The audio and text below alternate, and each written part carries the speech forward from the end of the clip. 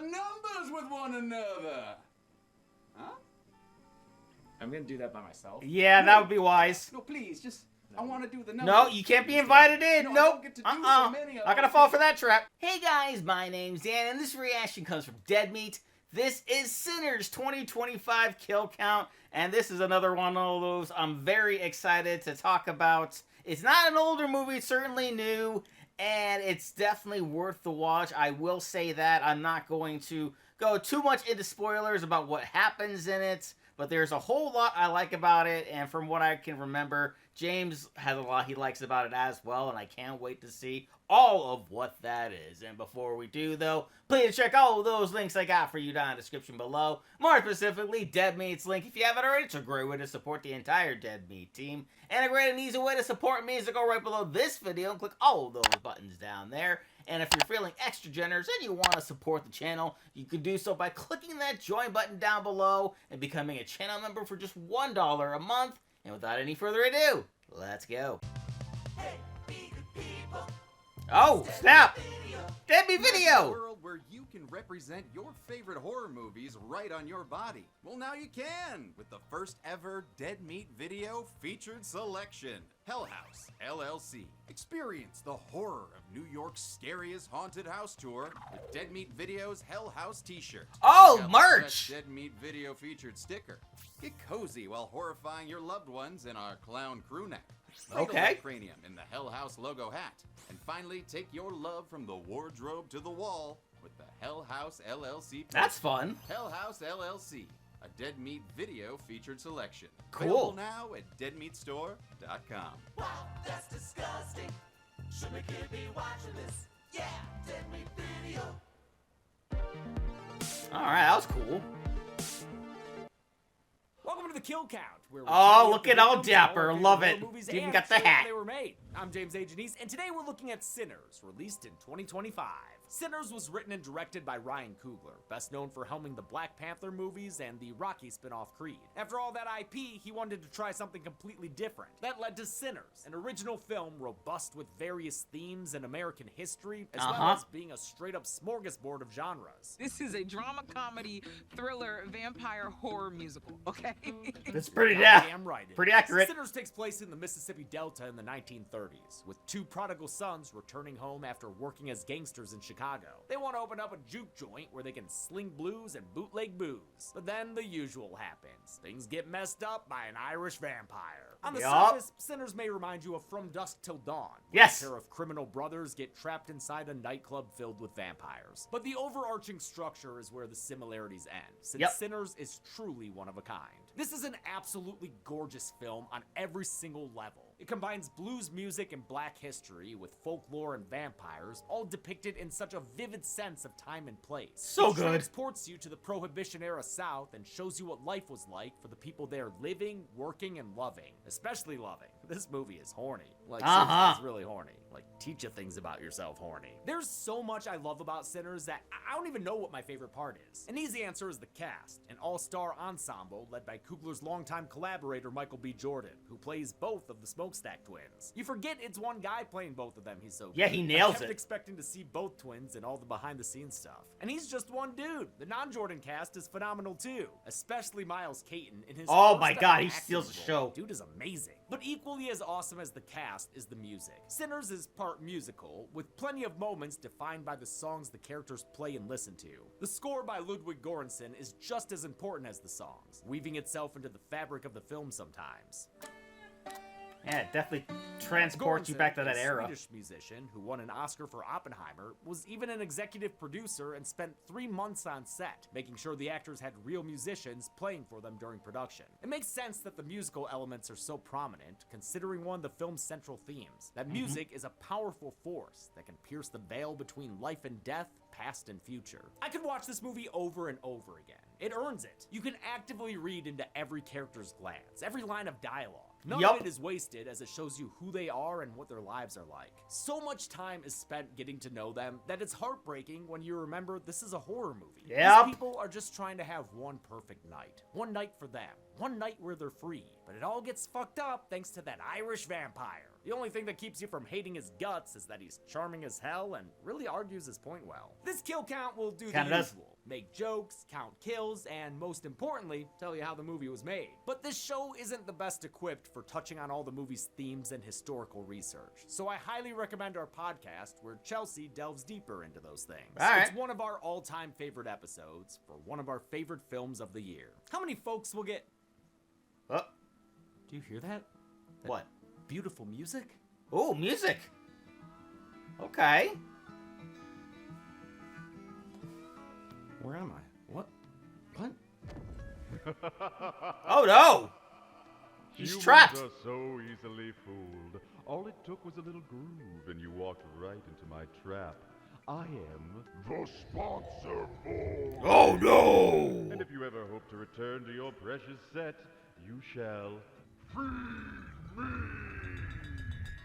Oh, well, lucky for All right. you, I'm always down to talk about today's sponsor, ZocDoc. After all, with social feeds full of health trends like beef tallow as skincare and cottage cheese as a nutrition plan, it's important to talk to actual healthcare professionals who can understand your personal needs. True. And ZocDoc makes it easy. Yes, yes, tell me more. Okay, well, ZocDoc is a free app and website where you can search and compare high-quality in-network doctors and click to instantly book an appointment. ZocDoc allows you to filter from over 100,000 doctors across every specialty based on patient rating, distance, and whether they're under your insurance. From there, you can see actual appointment openings and instantly book a time slot that works for you, with many available in just 24 to 72 hours. All Very right, nice. Are you satisfied? Can I get back to... Now, Jay. No. I thought we had an understanding here. Come on, you know what I want.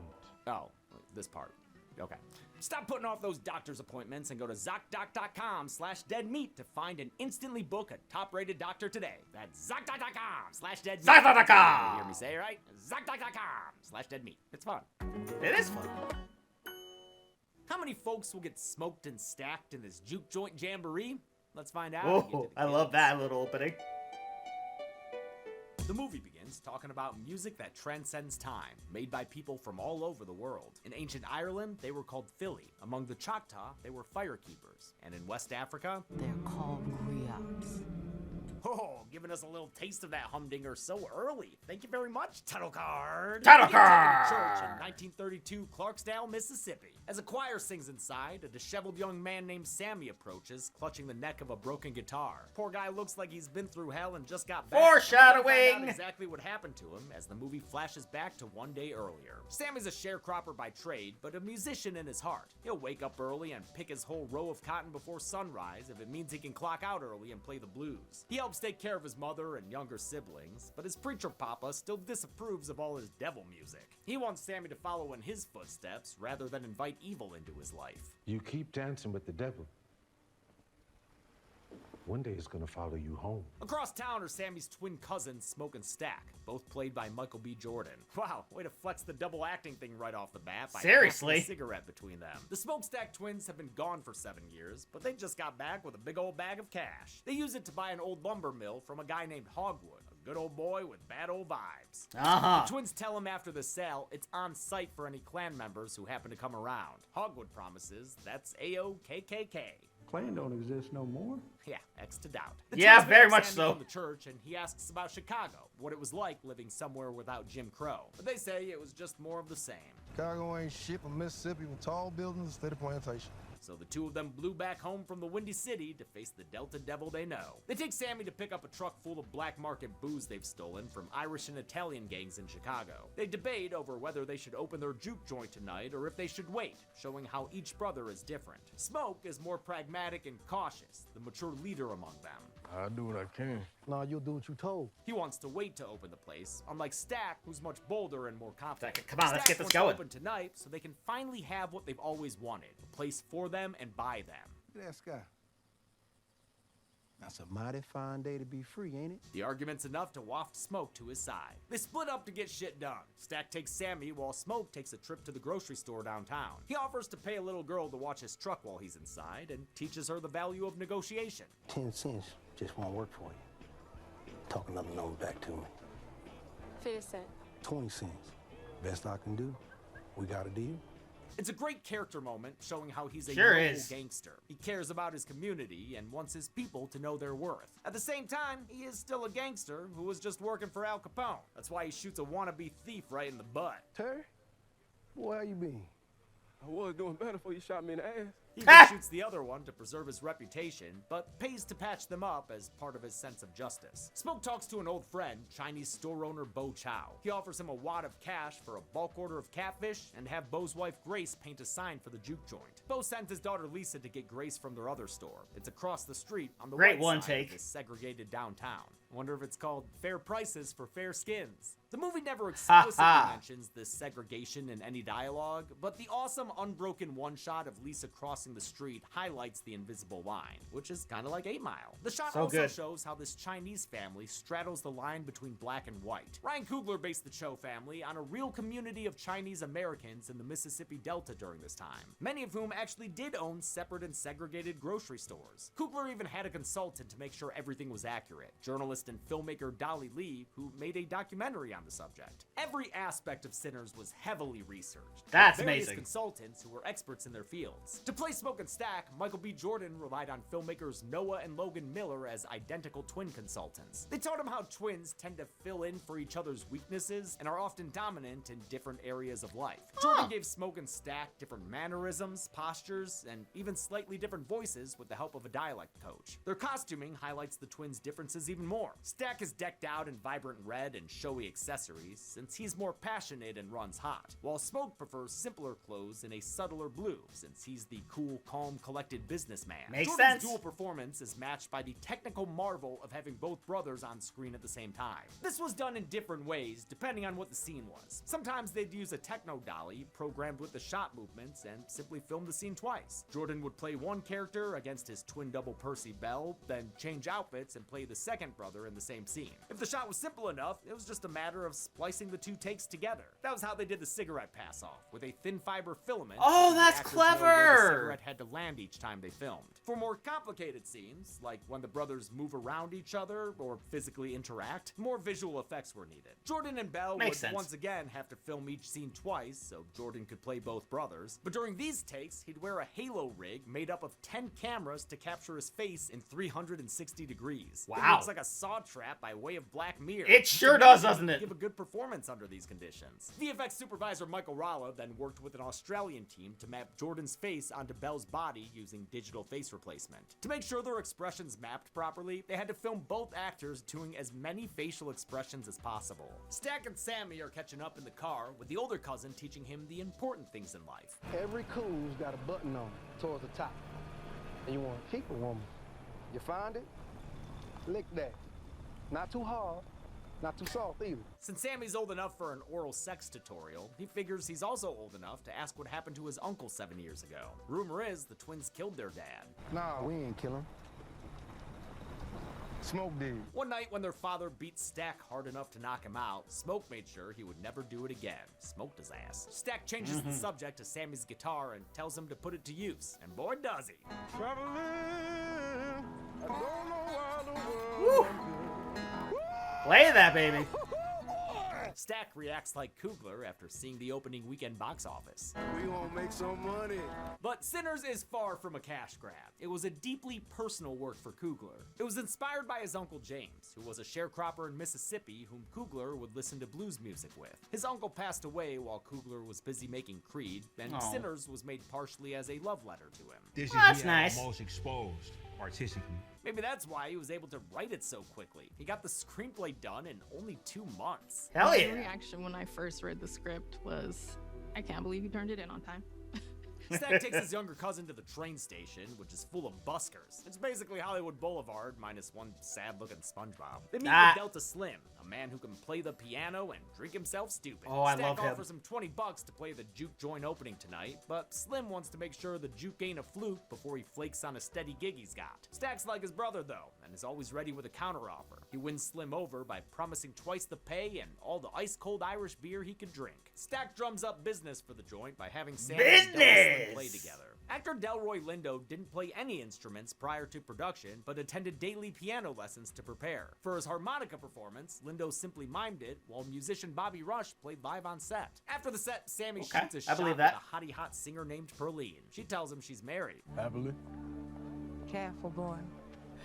You gonna bite off more than you can chew. Damn, Preacher Boy got game. Uh-huh. One in the family, because Sammy sees a white lady looking like she wants to climb that stack. Wait, no, actually, she's pissed. Mary is Stack's ex-lover, whom he broke up with 7 years ago. I heard you loud and clear, but then you stuck your tongue in my coos and fucked me so hard, I figured you changed your mind. Oh, goddamn, Mary, in public? Stack blew Yeah, up her back, very and he much also so. broke her heart. And now he doesn't want to mess with her, because she married a white man in Arkansas. He drives her away with cruelty, but damn, does he love to watch her leave. Uh-huh. Shame why. With Delta Slim in tow, they head to their next stop and spot a chain gang along the way. They're former fellow inmates of Slim's, and he tells a story of when he was in jail with his friend named Rice. They were musicians arrested for vagrancy, but the white cops gave them their instruments back and made them play for entertainment. They liked their music so much, they took them to a fancy house party where they passed around a hat and collected money. See, white folks say they like the blues just fine. They just don't like the people who make it. Rice tried to take his earnings and start a church in Little Rock, but a Klansman accused him of stealing the money and raping a white woman. Rice was robbed and lynched right there at the train station. Of course he Kugler was. decided to tell this story through haunting sound design rather than any visuals. You can hear Rice's last words as Slim recalls them with pain.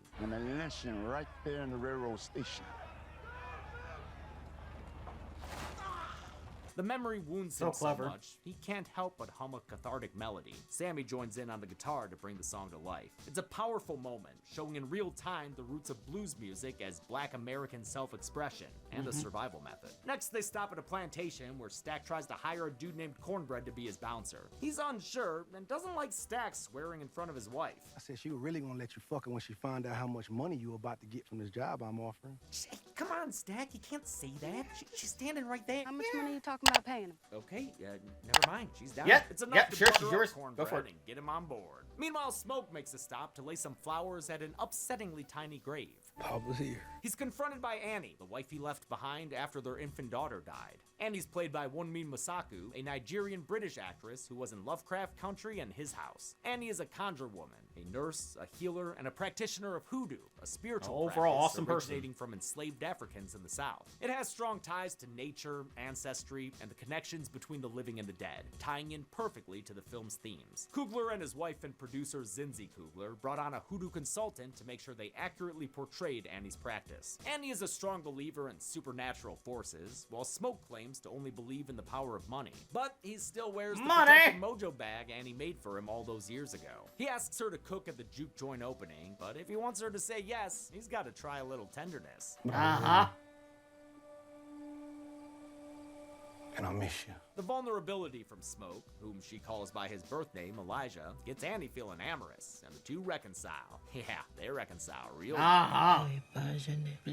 Oh, they're reconciling right there in the shop. Damn, man. Sure are. Those little kid customers don't come back. Sinners spends 40 minutes introducing its characters. It concludes the table setting with a culmination of all the musical themes we've been hearing in the score. As the sun sets, dissonant chords join in to take us into Act 2. All those people we just met and fell in love with, they about to have their perfect night ruined, thanks to a smoking stranger who drops from the sky and drags himself to the nearest doorstep. Inside is married couple Bert and Joan, who don't like visitors around these parts. The stranger, Remick, begs for help, and after spotting a clan hood through the door, plays on their racism. He tells them he was attacked by members of the Choctaw tribe. With that and a little bit of gold, he wins them over. A group of Choctaw men arrive shortly after, saying they're hunting a dangerous man who isn't what he seems. God forbid you let him into your home. Joan's too racist to heed their warnings, and with the sun setting, they give her good blessings and leave. Hey, they tried. Hey, bye. Inside, Joan finds Bert bleeding and Remick relaxing. Oh, he's just resting. Yeah, Om nom. that's a face you can trust. Wait, Uh-huh. why is there a baby crib in there? Where's the baby for that crib? We never find out. That is and we'll a put scary Bert on the thought. count when he gets back up with a pretty smile. Dude's been turned into a vampire and does the same to Joan off screen, so we'll add her to the count as well. As a reminder, we count it as a kill when someone turns into a vampire. We did the same thing in From Dusk Till Dawn, an inspiration for this film. Makes Sinners sense. was also inspired by Robert Rodriguez's other horror film, The Faculty, as well as Invasion of the Body Snatchers, Inside Llewyn Davis, an episode of The Twilight Zone, the song Wang Dang Doodle, and Stephen King's Salem's Lot. Kugler said he wanted Sinners to feel like you were reading Salem's Lot while listening to the best blues record and eating a bowl of spicy gumbo.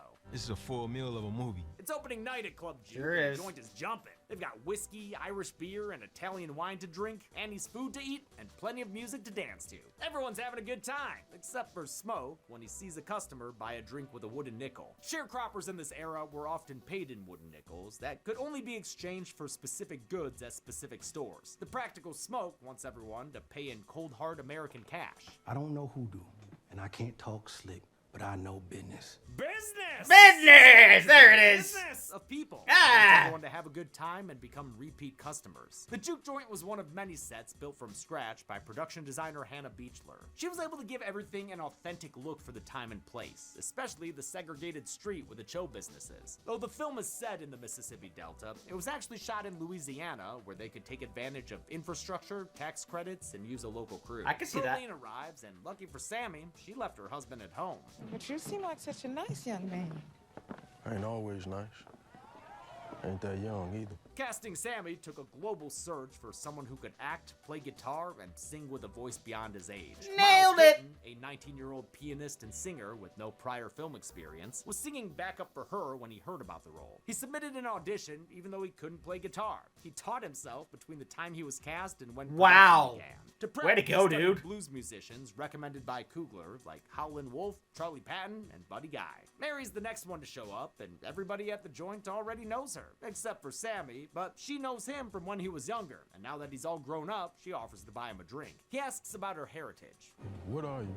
I'm a human being. She tells him her maternal grandfather was half black and that she grew up in the local black community. That's how she met and fell in love with Stack, who's still trying to keep her away. Stack clearly still loves Mary, but wants to keep her safe, which is why he broke up with her in the first place. Being with him will only lead to trouble, so he tells her to go back to Little Rock and be with her rich white husband. But Mary never wanted that life.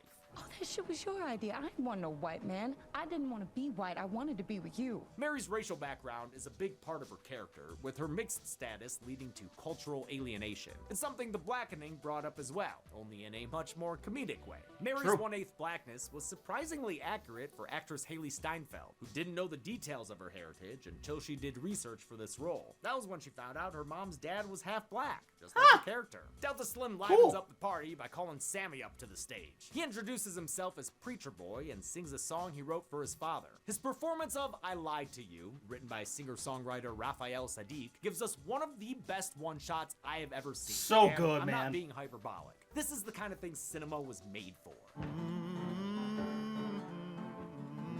As the aspect ratio expands to take full advantage of the IMAX frame, Sammy's song fulfills the griot power mentioned in the movie's intro. His music pierces the veil of time and figures from the past and future join the crowd. So good. Ritual.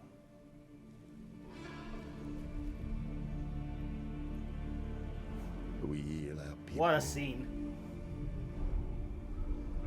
We be free. It turns into the house from Mother as ancient musicians and 16th century West African dancers are joined by 70s electric guitarists and DJs. When the camera continues the unbroken shot and swings by to pick up the Chos, their heritage is added into the mix with Chinese dancers past and future. The scale and coordination that was needed for this sequence is nothing short of mind-blowing. The precise choreography was rehearsed for weeks ahead of time in a warehouse. I They believe performed it. to the song played live on set, which meant it had to be finished super early.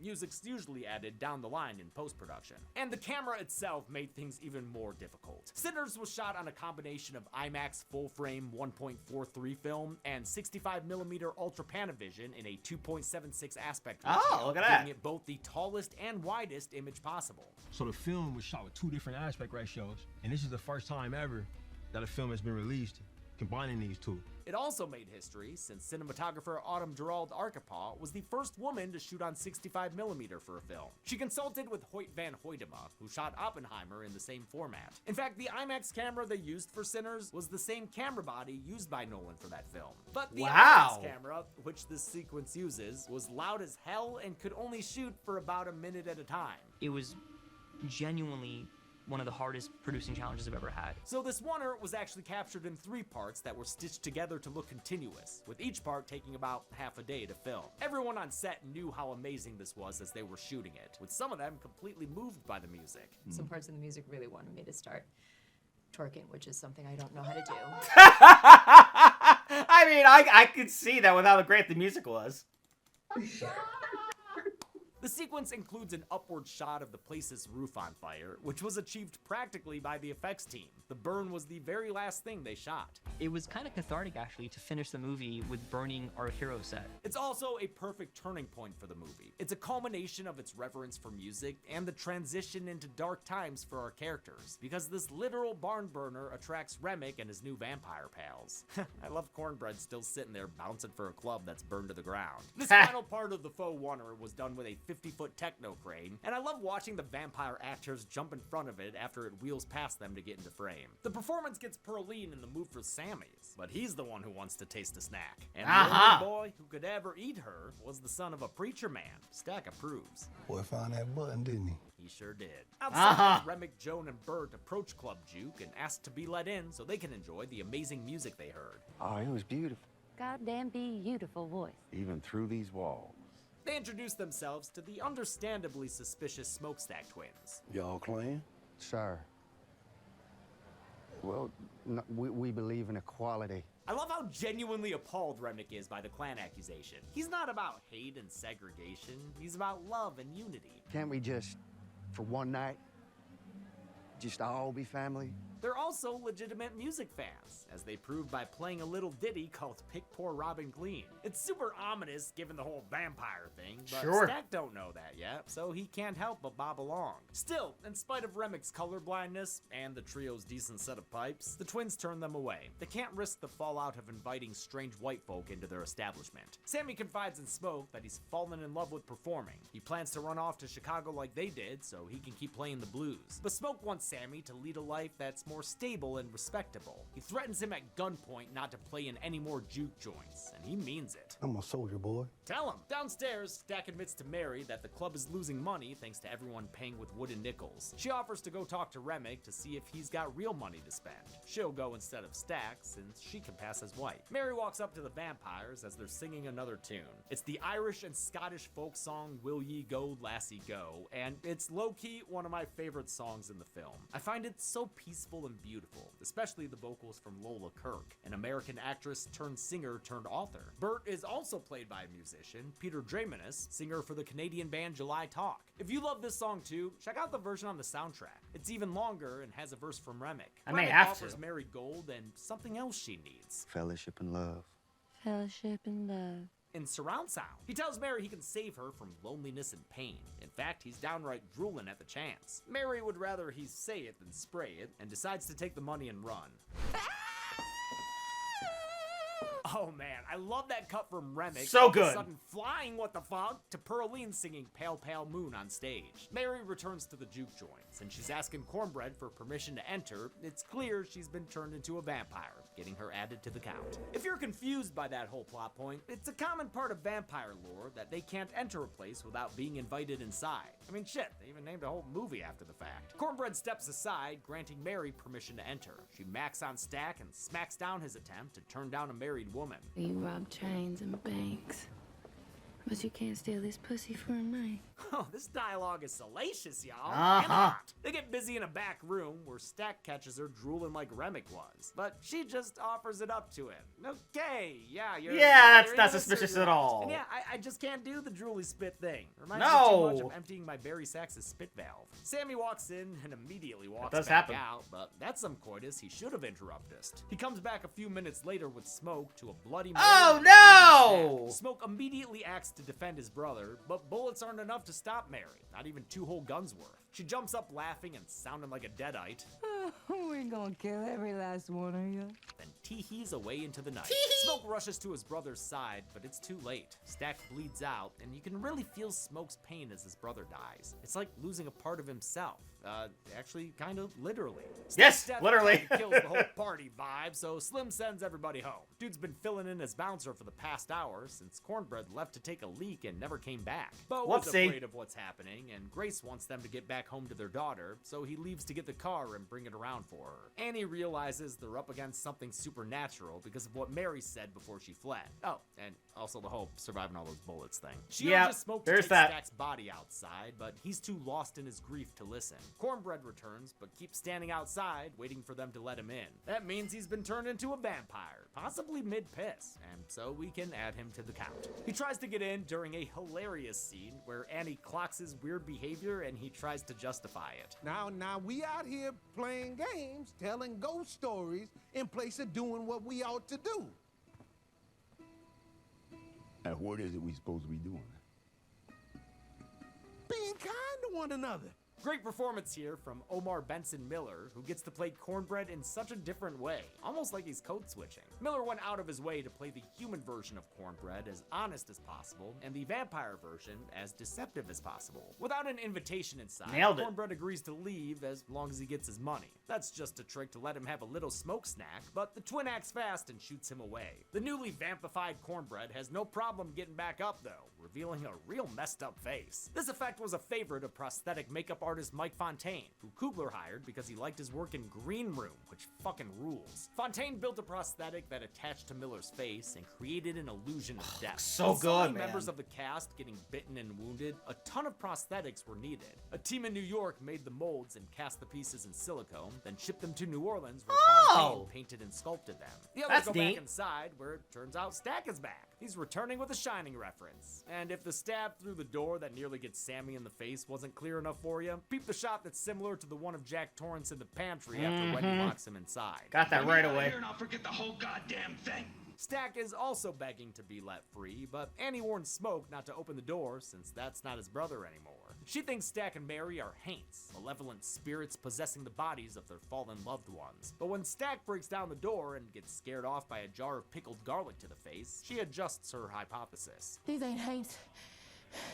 They vampires. Annie tells the group that vampires can be hurt with garlic, silver, and holy water. Bullets will do a decent job slowing them down, but they can only be killed with sunlight or a wooden stake through the heart. They may share a connection to the vampire who created them, but they'll still have to be killed one at a time. And unfortunately, there's no turning them back. They're stuck being vampires, so the best thing they can do is kill them and free them of the curse. She throws Bones to tell her fortune, and whatever she sees must be bleak. She makes Smoke promise to stake her if she gets bitten, rather than live life as a vampire. They find a body lying in a pool of blood and carry it outside before it can rise again. While they're out there, they hear a folk song, because Remic's having himself a little music festival and singing The Rocky Road to Dublin. I love Cornbread back there looking like a cartoon bear.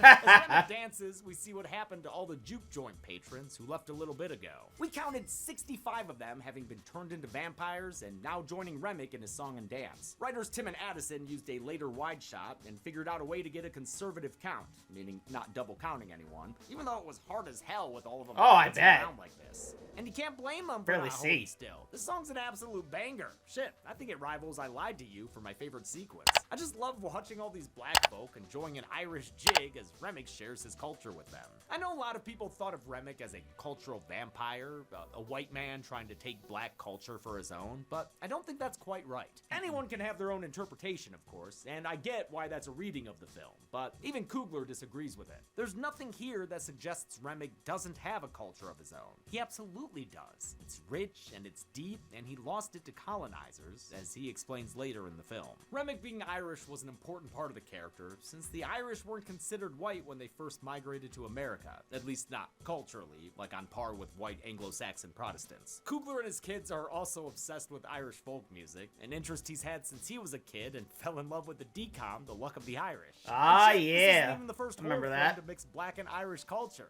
Look no further than my favorite frenemy, the little shit. Remic is played by Jack O'Connell, who was already experienced in Irish dance. He had taken lessons starting around age 6 and even won several trophies. Before he left London to shoot Sinners, he worked with a dance teacher to plan out Remic's jig, so it would basically be ready to go when he arrived on set. Very he nice. described shooting Rocky Road to Dublin as both demented and transcendent, with everyone dancing deliriously until the sun came up. He said recording songs during the day and shooting at night made him feel like a pop star. There were days I just felt like Beyonce. The song is filled out by I an can see that. amazing choir who recorded their part in New Orleans. Down among the pigs, play some funny rigs, we dance some hearty jigs, the water around me bubbling, hump the hair and turn her down the rocky road and all the way to Dublin. Quack Because of the new body Nailed it. found on the floor, everyone inside the juke joint assumes there must be a vampire hiding among them. They circle up to eat cloves of garlic to prove that they're still human, in a scene reminiscent of the Thing's blood test. There are some silly misdirects here. Slim's retching is a bit too overplayed for me, but they all manage to keep the garlic down. There isn't a vampire inside at all, because it turns out that body they found wasn't actually bit. Dude was just passed out in a pool of wine, not blood, and was alive the whole time. Damn. Whoopsie. These people would have thrown John Kramer to the vampires. Smoke realizes the mistake too late and opens the door. Oh to no, see portrait guy! Faster. Bo finally reappears, but is suspiciously calm about the whole cornbread eating a guy thing. I don't worry about cornbread. You're just a little hungry, that's all. He tries to call Grace outside with him, but that ain't Bo no mo. He's part Nope. of Remig's vampire hive mind now. Remig proves it by speaking Chinese to Grace and saying he knows about their daughter Lisa. He threatens to pay her a visit if he doesn't get what he wants. And what he wants is here right now. Sammy. Remick wants to use Sammy's musical gift to see his long-dead family and ancestors again. If they give him Sammy, he promises to let them all go. When they refuse, he cooks up a different pitch and tells them they were doomed either way, since that Hogwood guy is the Grand Dragon of the KKK. He only No sold way! the twins the mill so they could come back later and kill everyone inside. You built something here tonight, and it was beautiful.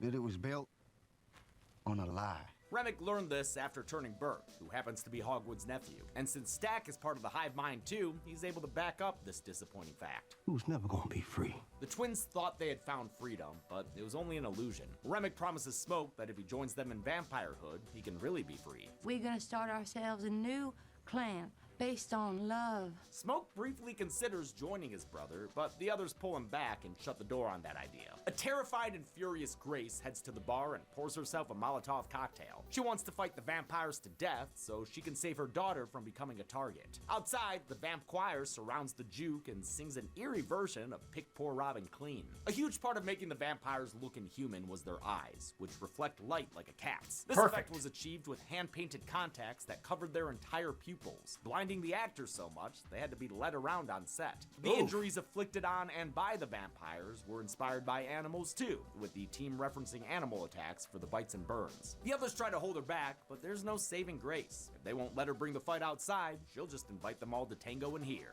Come on in, you motherfucker! The aspect ratio expands again for a fight scene as the vampire horde swarms the building. Sammy and the others open fire as Grace starts a fire with a deflected Molotov. The next time we see her, she's driving a stake through her husband's chest as they both go up in flames. Damn, that's tragic. Even though guns can't kill the vamps, they do a pretty good job holding them off. Only 3 juke joint patrons get bitten in the ambush, which, yeah, sucks for those guys, but still, pretty good rate. The first few times I saw this movie, I thought this was a mistake. I had assumed they cleared the place out of all the non-named characters and that there shouldn't be any red shirts left to get murdered. But turns out they are still around, just unreasonably absent from the background of most shots. You can see them on the very edges of the frame sometime. One of them was a dude who helped Cornbread man the door earlier. Wish they had been more visible leading up to this scene. As for vampire deaths, we counted 8 total. Annie manages to take out 3 of them, the last one making up for Perline's bad aim. Delta Slim stakes 2, and I think we see a background juke joint patron staking 1 more behind Yeah, I Perline. see it. Finally, Smoke gets 2, including Bert, whom he shoots in the head,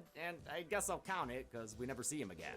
Annie splashes holy water in Remick's face and realizes the other vampires can feel his pain through the hive mind. But when she takes a moment to tell Smoke this discovery, she's attacked and bitten by Stack. Perline shoots the red twin away, and Smoke tends to his love, but So it is sad. definitely not looking good. Vampire Stack and Mary are thrilled for Annie to join their new family, but Smoke follows through on his promise and stakes her in the heart, preventing her from turning. Stack and Mary are legit distraught to lose their dear friend for good. He leads her out of the juke joint as Sammy, Smoke, and Perline run upstairs. Slim stays behind to buy them time, using a bottle to open a vein and create a tasty distraction. The vampires swarm and snap into Slim like they were Macho Man.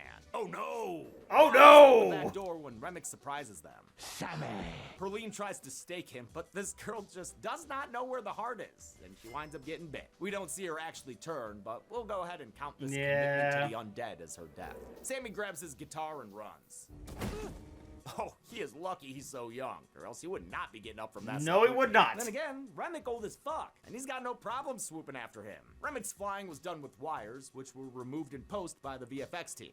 I just wanted to include this clip because I thought it was fun. Smoke and Stack have a final face-off with Annie's mojo bag protecting Smoke during the fight. He regains the upper hand and prepares to stake Stack, apologizing that he couldn't keep his brother safe in the end. Stack tells him not to worry about it, because he always managed to keep him safe while he was alive. Outside, Remick throws Sammy into the water for a vampiric baptism.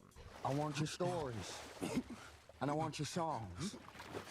And you won't have mine. Sammy responds by reciting the Lord's Prayer, but Remick isn't moved by those words. He already knows them from the colonizers who stole his father's land and forced Christianity on his people. This harkens back to an earlier line from Slim to Sammy. Blues. It wasn't forced on us like that religion. Though it's not explicitly said, it's implied that Remick's family was among the pagans driven from Ireland in the 5th century by the arrival of Christianity. When people talk about St. Patrick driving the snakes out of Ireland, they're actually referring to Celtic pagans being converted or forced out of their homes. Since what's sacred to his father doesn't work, Sammy defends himself with something sacred to him, music. He swings his guitar and its silver plate right into Remick's face, sending sympathy pains rippling through all the surrounding vampires. Then Remick gets staked through the back? Who did that? Oh, Smoke, who just magically appeared. Seriously, how did he get past all those other vampires? He's good like that. Waded that far into the water behind them? In any case, where there's smoke, there's fire. The sun rises and the vampires all start lighting up. Oh man, this is Midnight Mass all over again. Using the wide shots of everyone approaching the lake and the crowd in pain after Remick was hit with the guitar, we counted 30 vampires burning and screaming to death, which includes Cornbread, Perline, Joan, and 27 nameless juke joint patrons. After all of them are killed, Remick follows suit with an incredible fire tornado, a great use of visual effects. Upon his death, the movie once again reverts to the widescreen format. Smoke says goodbye to his cousin, who carries his broken guitar all the way home. We're coming back around to the movie's opening scene, but it's interspersed with extra footage from earlier that day. It's great to see everyone alive and happy one more time, as they set up for the juke joint's opening. It's even a way of honoring all the nameless characters who were killed. True. Just trying to have one nice night together. One night that felt like freedom. Sammy enters the church where his father begs him to lay down the guitar and trade his music for a holier lifestyle. Meanwhile, Smoke swaps his mojo bag for dog tags. After a night hunting monsters, why not kill a few more? When Hogwood and his buddies arrive at Club Juke for their planned attack, Smoke's waiting for them in full-frame glory. He uses his experience from fighting in World War I to shoot a bunch of them down from a distance. Then he shows off what he learned from Al Capone by blasting them away with a Tommy gun. Hell yeah, baby! Dudes almost get away in a truck, but he blows them up with a grenade on their way out. Fuck yeah! All in all, he puts down 13 Klansmen who get shot or otherwise go up in smoke. The only ones left alive in the end are Smoke and Hogwood, both heavily wounded. As Smoke bleeds out, he sees Annie waiting for him in the afterlife, holding their daughter. She tells him to put out his cigarette. I don't want any of that smoke to get on her. Now that the fight is over, he can leave Smoke behind and just be Elijah. He can be a husband, be a father, be at peace. As soon as he shuts Hogwood up with a bunch of bullets. There we go. Job well done. And he hands Elijah their daughter. Papa's here. And then he dies, off to join his family in the afterlife.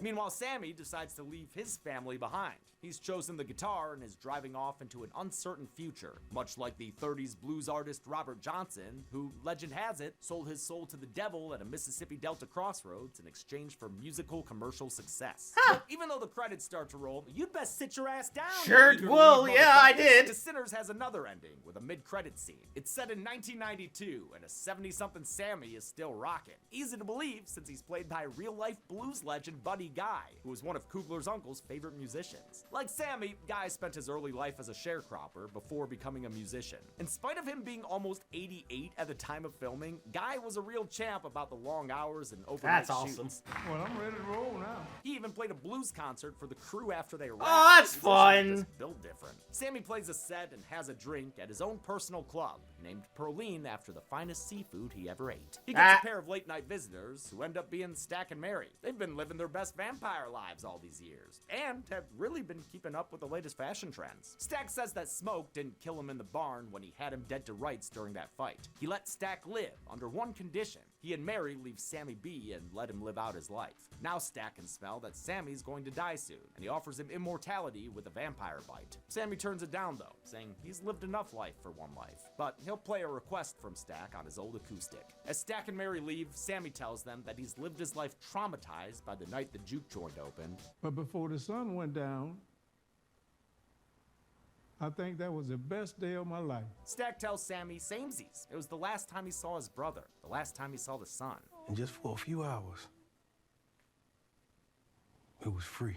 Oh, fuck, I love this movie. And for the extra patient viewer, the movie truly ends with a little post-credit scene of Sammy playing This Little Light of Mine. How many buddies, guys, and gals were left dead in the Delta? Let's find out and get to the numbers. Yeah, baby. Wah! Sorry, I didn't mean to startle you. Oh, is that Soren? Hey, you mind if I come on into that kill count set right there? Zoran, what are you doing, man? Yeah, what are you doing? Just out here enjoying all this beautiful nature, and just caught a glance of you on that kill count set, and it looks mighty warm and cool. Oh my! Mind if I pop in? You've never asked for permission before. Well, you know, it was just common courtesy to ask. Sure, being polite. Why don't you just invite me in? Oh no. We can do what we're supposed to be doing. Oh no. And what is it we're supposed to be doing? Get to the numbers with one another. Huh? I'm gonna do that by myself. Yeah, that would be wise. No, please, just I want to do the numbers. No, you can't be invited in. Nope. Not gonna fall for that trap. Let me in. Let me in. I don't want to be a mime. We counted 134 kills/vampire turnings in Sinners. The victims consisted of 48 women and 86 men, giving us a nearly 2-to-1 ratio of dudes, but honestly, that's less uneven than a lot of pie charts with this many ingredients. In the pantheon of kill counts, Sinners has 1 more kill than the first Purge, but 9 fewer than Dawn of the Dead and the Forever Purge. And with a runtime of 137 minutes, we had a kill on average just over every minute. I'll give the Golden Chainsaw for coolest kill to Remick. A lot of good spurty blood and other deaths, so good. But I love the climactic bad guy kill with the awesome fire tornado effect. Agreed. Plus, it gives us that nice 2-shot of smoke and Sammy. Dull Machete for lamest kill will go to Joan, whose first death/vampire turning happens entirely off screen. And that's it. Sinners was released in 2025 and became the highest grossing original horror film in domestic box office history. That's I amazing. can't wait to see how many nominations it gets at next year's Horror Awards. Until next time, I'm James A. Janus. Hell yeah, dude. It's been the Kill Count. On the next kill count. Since the dawn of time, man has fought for survival, for resources, and for honor. Tell me why we fight. Because our Oh, I've seen this. Is the Predator For thing. a different reason, for sport. Oh, I love this. Can't believe they're covering it. Predator franchise is back with its first ever animated installment. I never seen anything like it. Unless you count the holiday special. We've seen Yautja hunt Vietnam war vets, Comanche warriors, and Danny Glover. But Killer of Killers takes the Predator to 3 new historical Oh, sure hunting does. grounds. What the hell are you doing? World War II people. We got a some damn good movie is Vikings. what. And despite its anthological nature, it is a movie, not a TV show. Sir, I'm a pilot. Doesn't look like it to me, son. Killer of Killers has incredible action and jaw-dropping kills, all while exploring cool new Predator lore. So this week, gather a hunting party to track down Predator Killer of Killers. Then on Friday, get a history lesson in carnage on the kill count. Oh, Only can't on wait Dead to Meat. check that out. Find strength in these. Predator. Yeah, that was one of those movies I watched with my friends, and I had no idea what I was watching, and then the sort of watching through it, it was great. I'm not gonna get into that though. That's more for that kill count when that comes out. But as for this movie, it was incredible. I love the foreshadowing at the very beginning, and I like the little the times in the beginning where it's like a little jump scare here, a little jump scare there, because they really amped up the background music for some of those things. Like, you were expecting to see something happen, and then nothing happens, and it's like, oh, all right, trying to put you at that false sense of security. And then, of course, we go into the whole story behind the brothers, and they bring everything back to that bar, and it's just like, it's just total chaos from there. I absolutely love period pieces, and period pieces mixed in with horror is such an untapped genre, at least from what I can understand. It was just too much fun to watch. The acting was top notch. The music, the choreography, the makeup, everything just looked so damn good. And sure, it was a very long movie. It was over 2 hours, but I felt like it was worth every second. So, that's going to do it for me here. Comment down below. Let me know, what did you think about Sinners?